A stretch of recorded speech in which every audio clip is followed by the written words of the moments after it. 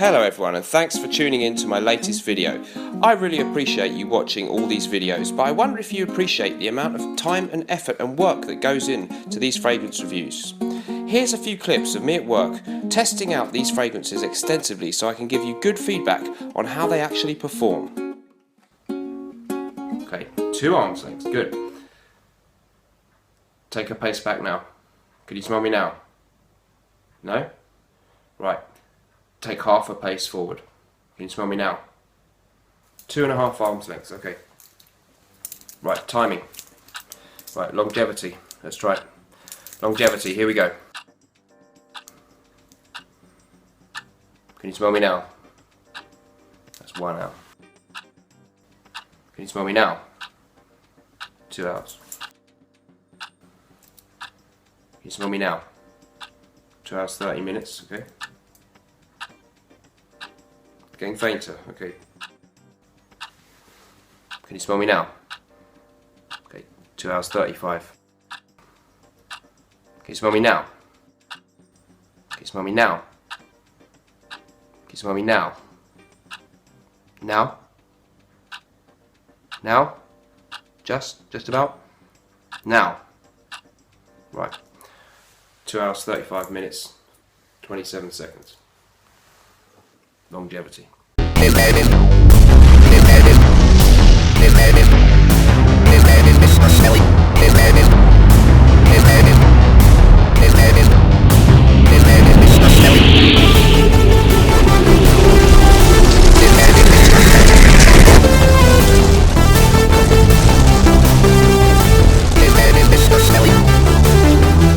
Hello everyone, so today we're going to be having a look at 2 fragrances and comparing them to one another. The first one is going to be the new one in town, Prada Luna Rossa Carbon, a new release in 2017 from their Luna Rossa line, which has quite a number of flankers, including a sport one, an extreme one, and some others, I think.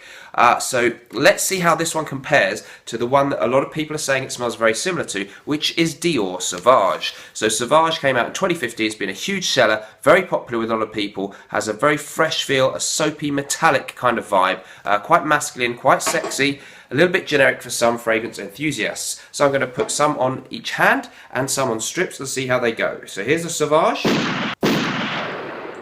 Brilliant opening, really bright. Bergamot, citrus, already a bit metallic and soapy smelling whenever you spray this one. It is a very bright, pleasant, attention-grabbing kind of opening. So let's see how that compares to Prada's fragrance, Luna Rossa Carbon.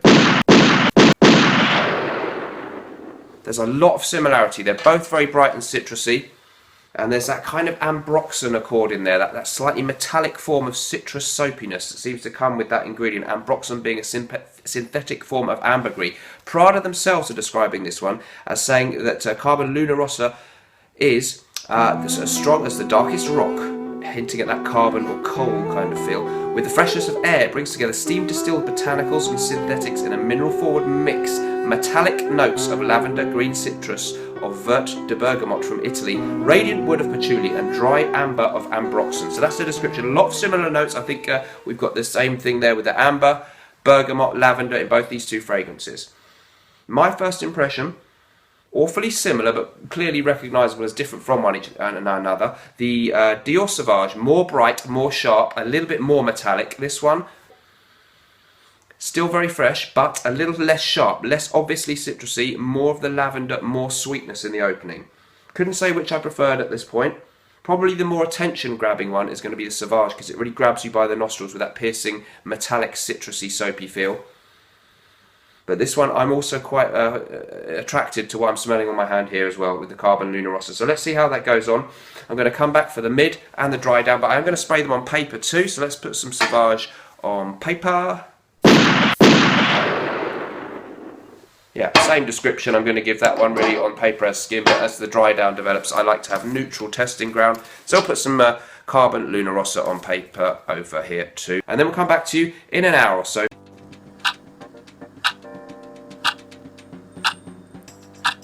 Hello everyone, a couple of hours have gone by, so here's what I think of these 2 fragrances so far. So, Prada's Luna Rossa Carbon is quite different to Dior Sauvage, but there are some marked similarities. To me, the Carbon Luna Rossa is a little smoother and softer and sweeter. It has less of a dramatic citrus presence than you get in the Dior Sauvage. So the Prada fragrance has a lot of similarities. It has that kind of ambroxan note, but the sharp citrusness that you get in the Sauvage one is only there to a certain extent at the beginning, but it never is quite as sharp.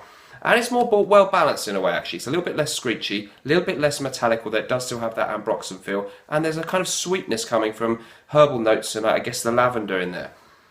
So I actually think as a fragrance, I slightly prefer the Prada Luna Rossa Carbon, which I seem to have trouble remembering how to say it. It's a good fragrance, actually. It's very nice. It's a bit like a barbershop fragrance updated for the 21st century, for the modern young man, with that just crisp, clean, well-groomed kind of aura in mind.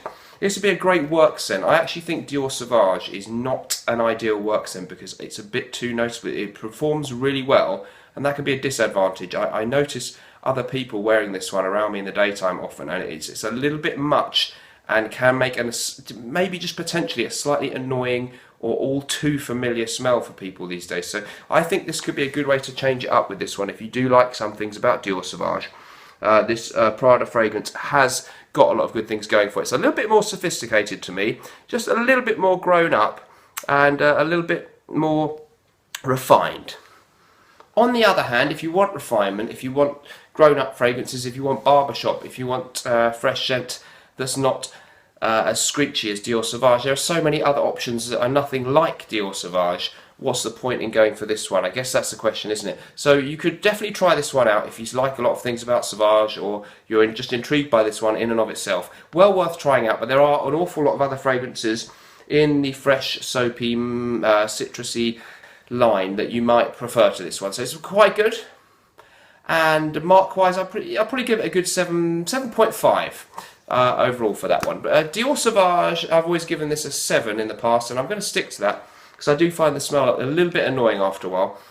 You have to bear in mind, though, this one does have tremendous performance and tremendous widespread popularity, as far as we can tell from anecdotal evidence. So if you want to be popular, if you want to get noticed, if you want a scent for a night out or just a signature scent that will project well and get noticed, from what I can tell so far, I think Dior Sauvage is a bit stronger than the Prada fragrance. So I would go with Sauvage, actually, for most people. My personal preference, just in terms of the scent, is slightly towards the Prada one, but if you're going away from the Sauvage smell for something different, I'd rather just go further away altogether into other types of fresh masculine scents that have no common theme with Sauvage. So that's my conclusion overall. Quite an interesting scent, worth checking out. Certainly not going to dislodge this Dior Sauvage fragrance as the big hitter as the mainstream male crowd-pleasing fragrance of the moment. I don't think it's got anything to worry about Dior Sauvage from the Prada new fragrance Carbon, but worth checking out. That's all I can say so far.